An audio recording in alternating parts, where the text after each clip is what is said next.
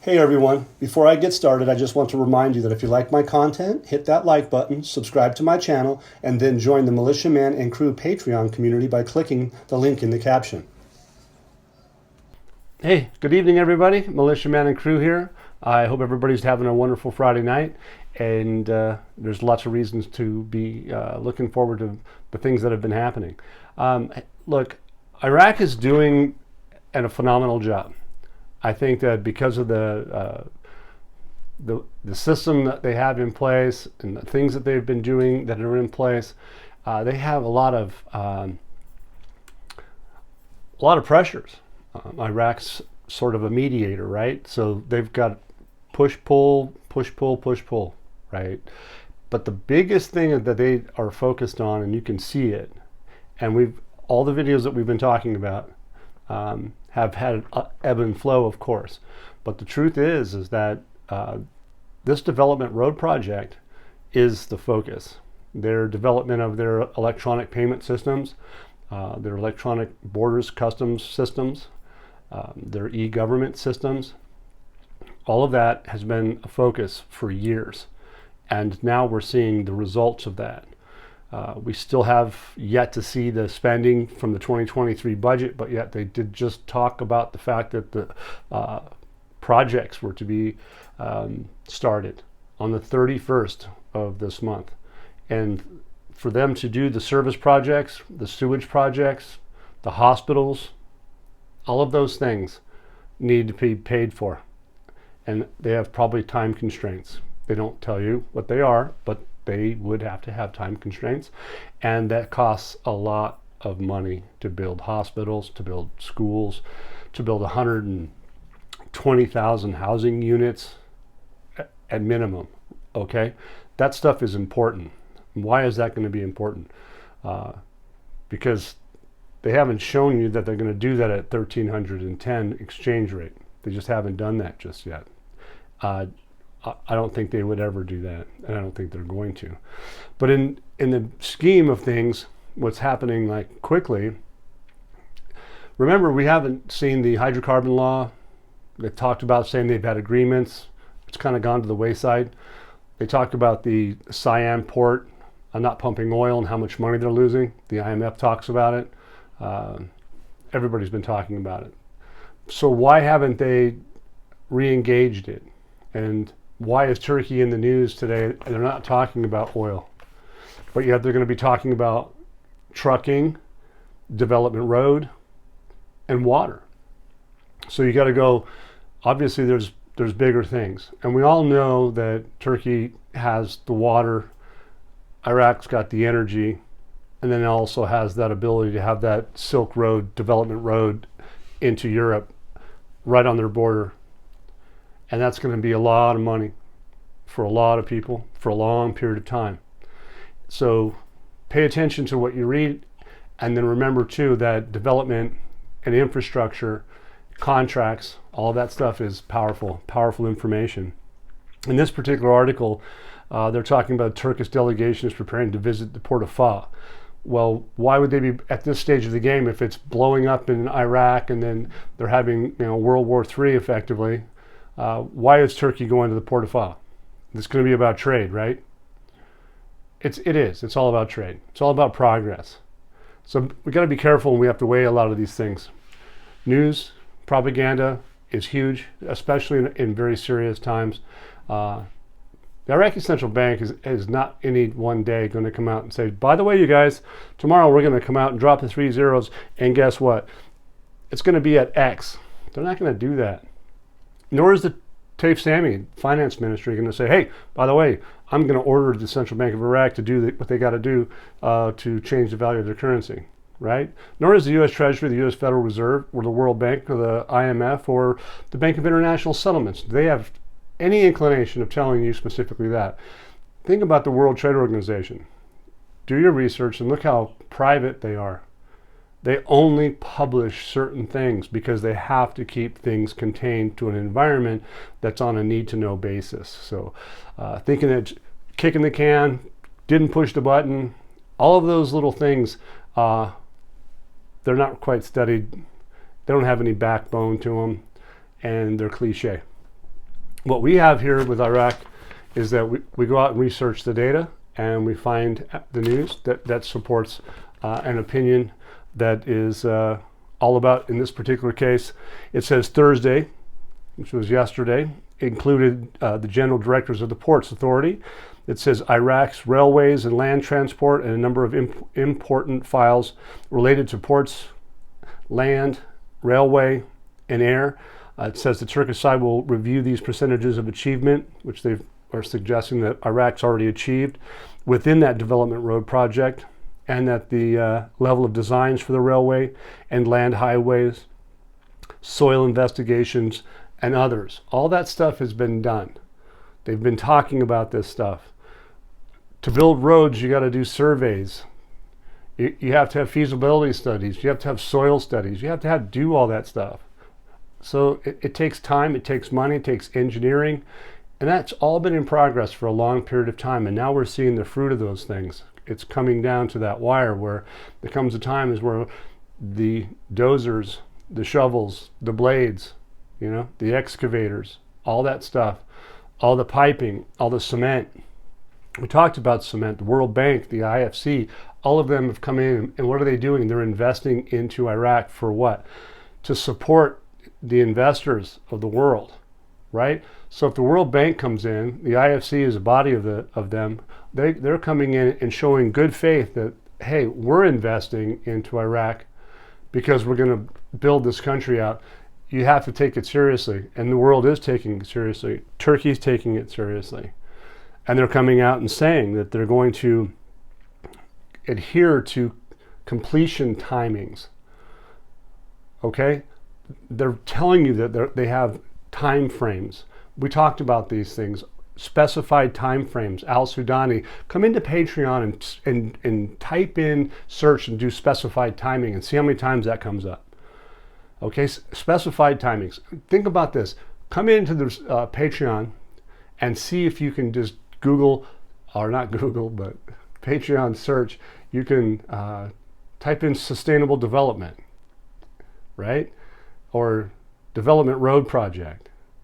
Do all that, and you're going to see a lot of information, and you're going to go, wow. Collectively, it's right there. It's right there in front of everybody. I've been talking about it for over a year. So anyway, the good thing is the movement towards reputable companies. So they're moving towards reputable companies that are regarding a mechanism of its management and operation in accordance with international specifications. So this isn't just the United States specifications, it's international specifications. Same with banking. Same with the financial system. Be careful when people throw out articles out about the United States and Europe and everywhere else that do not, they don't condone certain things. Well, international practices is not just the United States. The Federal Reserve Bank, the U.S. Treasury, okay? Everybody's in play. European Union, Canada, Australia, everybody. North Africa, for instance. Many countries all work by international standards. Why? Because there's less corruption. That's one of the main reasons. But here we want to pay attention to the fact is that oil. So they turned off the oil pipeline back in March of 2023. They haven't opened it yet, and we're heading towards that in about 30 days. A year. All that money. It's a lot of money lost. So it's on the table. But what else is on the table? Iraq's been squeezed for water. You can't build thousands and thousands, hundreds of thousands of housings or millions of housing units, or even build gas stations and restaurants and industrial cities without what? You got to have water. And here they're talking about what? He points out that drought and water scarcity have reached high levels, and therefore water releases to Iraq must be increased. So this is an article talking about a Turkish delegation talking about water releasing. There you go. Fascinating stuff. And so thinking that this isn't ever going to get done and we have issues, well, of course, the Middle East has always got issues. But are they getting better? Yeah. Where's the road development? Anybody that does this research, you should check out and see where the development road from China through Iraq, where they end up at the Mediterranean. You'll be blown away. I think, and I'll leave it alone, but I think anybody and everybody that owns the Iraqi dinar and neighboring countries should have an idea where the development road project is headed and where their outlets are in the Mediterranean and in Europe. It'll make you wake up. At the same time, this gentleman's talking about air transport. I already mentioned it. What are they talking about? They're talking about global importance of the port of Al-Fa. It is a giant project. They got photographs of it. They got the plans. They got the feasibility studies. They're following it. This isn't just a little port. It's going to be one of the biggest in the world. And what is it doing? It's going to save time. It's going to save days, 10 to 15 days for things to go from one port to another port to circumvent other routes in the world. And all that trucking, remember that they talked about, I think it's called the TIR or TIRP. Iraq has that a session a year or so ago. It is the largest trucking union effectively in the world. In Iraq's first time. What's it for? All those ships that come in with all those containers, they're going to put them on trucks. You get the picture, right? So make sure that you understand that it says that we have important experiences with the Turkish side, and we have no objection to seeing Turkish companies working on the path of development in accordance with the vision. And here it is, economic feasibility. I talked about feasibility studies. They've done the legwork. They didn't start this yesterday. This has been going on for a long period of time. So get ready, because Turkey is going to be a big, big money maker in this whole thing. Matter of fact, everybody that's going to be relatively close to the development road project or is going to be supplying materials through the borders are going to have an interest in making money. Whether that's cement, that's steel, that's piping, that's agriculture, you name it. Clothing, food, okay? KFC chicken, I mean, think about it. Watch, you'll see an In-N-Out burger probably going in there one of these days. Anyway, so Iraq and Turkey agree to open offices to follow up on the work of implementing the development path. So they have here they're fascinated with this. Opening offices to work on what? Implementing the development road. So this is today. So they keep talking about it. So again, I'm just going to reiterate it. All the things that you see in the news, all that periphery, why are they talking about this if it's shut down? Why are they talking about things when I don't know, for what it's worth, all crap hits the fan. Just, it is. They wouldn't be doing that, you guys. It says, Al-Sadawi confirms that the international companies are anticipating promising investment opportunities in the development road project, and that Iraq is serious about fulfilling all the requirements of the project. They go on to say that Iraq is to increase the number of Turkish flights to Iraq. There you go. Land, sea, and air. And what else can you say? Let's go. Oh, one more, I think, from the Turkey side, the Turkish Minister of Transport. What's he talking about? We will reduce the trip time and cost by half instead of using the Red, Bahrain, and the Mediterranean. There you go. I just mentioned it. They were talking about different routes.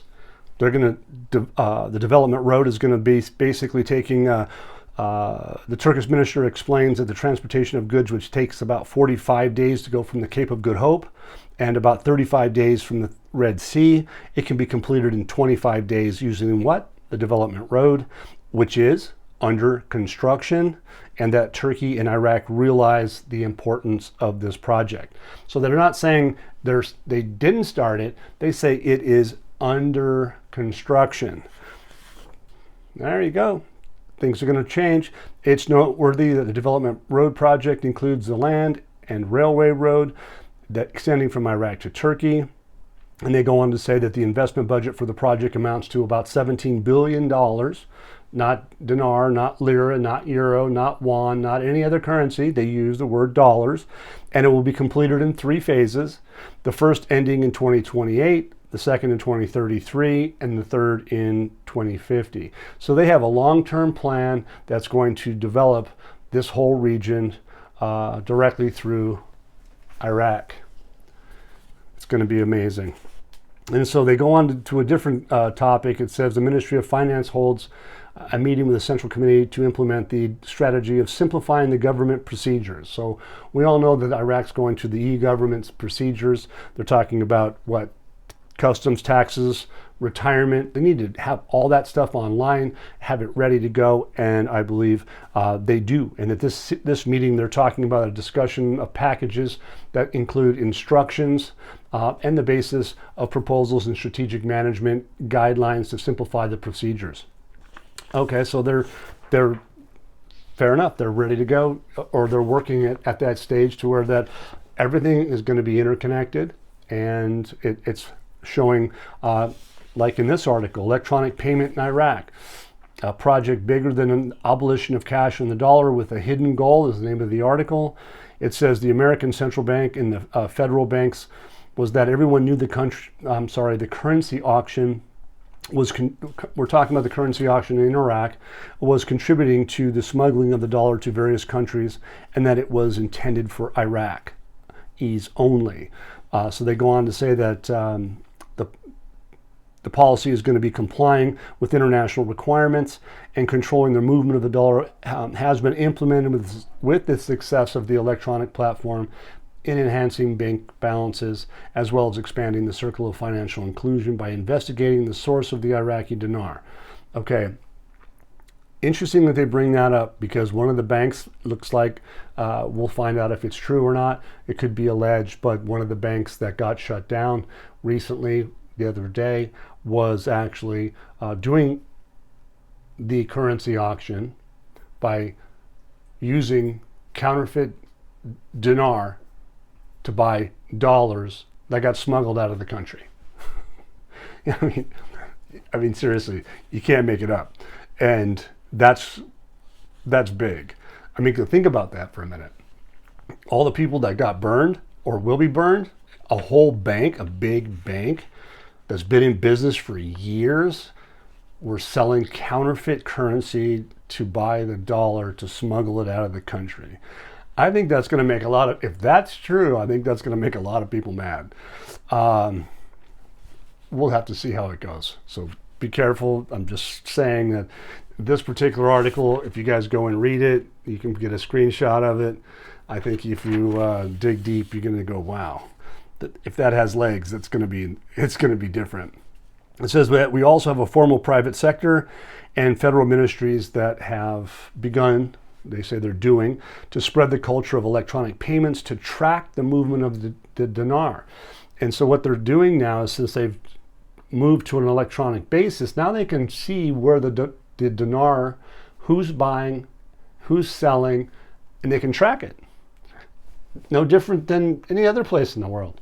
They know how the movement and velocity of money works. This is what they're telling you. They didn't have that before. And then they find that they got a whole bunch of stuff that they got to deal with. You have to shake your head. Anyway, they're talking about no commissions. So what they're doing is they're trying to get these people onto their cards, whether they're at gas stations or not. It sounds like they're making a lot of headway in that respect. Iraq's a cash society primarily, but unfortunately, as time goes, we all get squeezed. We all have to do with what progress brings, and making it sweet. Saleh tells us that this is tantamount to having success, and the Council of Ministers regarding electronic payments and facilities, by exempting the citizens from paying commissions for their operations, here they say, is tantamount to creating and stimulating sound and simplified environment for citizens to effectively use electronic payment methods. So obviously they're saying that the citizens are not going to bear any costs on this, and there you go. Anything having to do with licensing, paying taxes, customs fees, municipal fees, electricity fees, etc., no charge. So they're going to move for that. Basically, commissions go bye-bye. Another article basically saying the same thing. Council of Ministers' decisions required contractual relations between the government and the citizens to be electronic collection. And what's this? The recipients bear no electronic payment commissions. And hey, there you go. That's a big deal. postponing electronic application for housing funds. Well, I find this particular article because what are they told us they were going to build hundreds of thousands of homes. They were going to have loans ready for them, but they decided to postpone it. Here it says it was decided to postpone the opening of electronic application for housing fund loans until the new mechanism for granting loans is approved. The date for electronic application for loans will be announced at a later date. All right, well, what's that about? So in other words, you were going to open up for loans for hundreds of thousands of housing units, but you postponed it for a mechanism. What's their definition of mechanism? They don't say, but we have to think that, writing up a mortgage at 1,310 exchange rate and that changing the next day creates a problem. So let's see what happens. But I have to say that implementing this application mechanism came to increase transparency, achieve justice, and everyone's on the same page among applying the citizens, and the amounts allocated for loans are limited and will be distributed to the governments according to population percentages and the gap in the number of housing units. But there again, they need to know how much. That's going to be the biggest thing. And the Digital Cooperation Organization. Here's an article that talks about Iraq is making great efforts in the digital economy. Of course they are. That's what this whole goal has been about, the digital transformation for the last 5 years. Basically, this particular one says that they're bridging the gap of digital economics, the benefit from the opportunities available in the digital economy. And this gentleman says Iraq's government is currently leading a major campaign in the areas of digital economy and promoting the culture of electronic payments in Iraq. And the Prime Minister Shia al-Sudani at the Davos Forum meetings with and about the introduction of the necessary technical skills for artificial intelligence and qualifying the Iraqi workforce to compete in the global and the future labor market. Well, so what they're doing here is they're basically setting the stage that Iraq is coming out from the past and into the future. And they're going to do it with the most advanced technology in the world. And so here we are with this. This one says two aspects, positive, negative, which are the effects of the U.S. sanctions on Iraqi banks. Let's see how this one plays out, you guys, because look, the sanctions that are suggested by the United States and what they say in the news in Iraq, they're going back and forth. You can see it all. Come into Patreon, and you got numerous articles that say one thing and that the others say another thing. But what is the Central Bank of Iraq doing? What is the Ministry of Finance doing? What is the Ministry of Planning doing? What is Turkey doing? What is Spain doing? What is Great Britain doing? What are all these different countries, Jordan doing? All of these countries. Why are they doing what they're doing and they're not stopping? Is because Iraq is going international, basically, come hell or high water, I guess. But here, this particular article says these sanctions will significantly reduce smuggling. Okay, what's wrong with that? Money laundering, what's wrong with reducing that? It gives strength to the Iraqi economy. What's wrong with that? Nothing. No economy can be strong in light of currency smuggling operations. That sounds pretty obvious, right? I think so. Here they go on earlier today, the central bank governor Ali Al-Alaq confirms that there is a big difference between including a bank on the sanctions list by the Office of Foreign Assets Control, which is OFAC, and stopping a bank from dealing in dollars. So there's a big difference between the two, which does not represent a punishment as much as it motivates the banks to adhere to the requirements of what the central bank has to do trade in currencies. And think about it for a minute. Let's just say the SWIFT is a system, and if they have the same control over the dollar, what makes you think that they don't have the same control over the won, the same control over the dirham, the euro, etc.? Once you're on that platform, guess what? Everybody's on a level playing field. Therefore, if they can catch you doing illegal behaviors with the dollar, I'm assuming they can do the same with all the other currencies. And I think that's one of the reasons why you're seeing significant blowback, because a lot of these guys that are doing all this negative news in the news, if you look at some of the background and you do some research on them, you'll look and see that they have background and who they may be related to. So there's a give and take. So I would definitely take into consideration in your studies to pay attention to that. Know who's talking, because some of the news is good, some of the news is bad, some of it's real bad. You've got to be careful. It talks about the issuance of decisions by the U.S. Treasury to punish a number of Iraqi banks is inaccurate. That's Al-Alaq saying that's inaccurate. And what was issued recently only relates so far as they use this term, it's not my term, Al-Huda Bank and the chairman of its board of directors. So the Central Bank of Iraq is isolating this bank, and that's what they said. He goes on and says that what is mentioned regarding other banks, central bank, in continuous operation, so they're moving forward. But ultimately what happens is that it deprives some banks for reasons related to factors or issues of compliance with instructions, controls, and rules for combating money laundering and terrorist financing.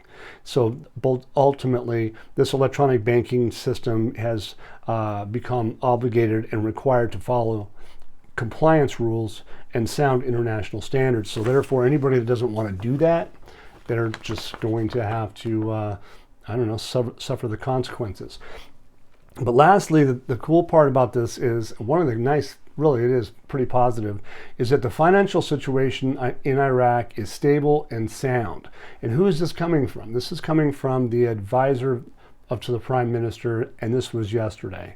Prime Minister Finance Affairs Maher Mohammed Saleh confirms on Thursday the future outlook for the financial situation in Iraq is stable. He goes on to say the federal general budget for the year 2024 is stable. He goes on to say that oil exports are stable. It's set for 3.4 million barrels a day at a price per barrel for the purpose of calculating the budget revenues from exported oil at about $70 a barrel, and goes on to say oil market indicators still exceed the price specified in the budget by more than 10% until now, which is the moment. He says there is high stability. He goes, we enter the second month of the current year, which indicates the budget is in balance and carries surpluses. So the situation is stable, sound, and good. That's what they're saying yesterday, and that's what they're saying today. So hey everybody, thank you for being here on a Friday. Sorry it took me so long, but I enjoyed bringing it to you. And if you like my content, hit that like button. And obviously, I always like those subscribes. And if you want to keep the content flowing, we have plenty of opportunity from the Zelle. We have the PayPal and Venmo. So if you want to give us a hand, please do. Once again, guys, don't forget to hit that like button if you like this content. Subscribe to the channel or join us at the Militia Man and Crew Patreon community for even more exclusive content. You can also donate to this channel by hitting the links in the banner to help keep this page up and running. Your generous support is greatly appreciated, as always. Much, much appreciated. Thank you so much and have a great day.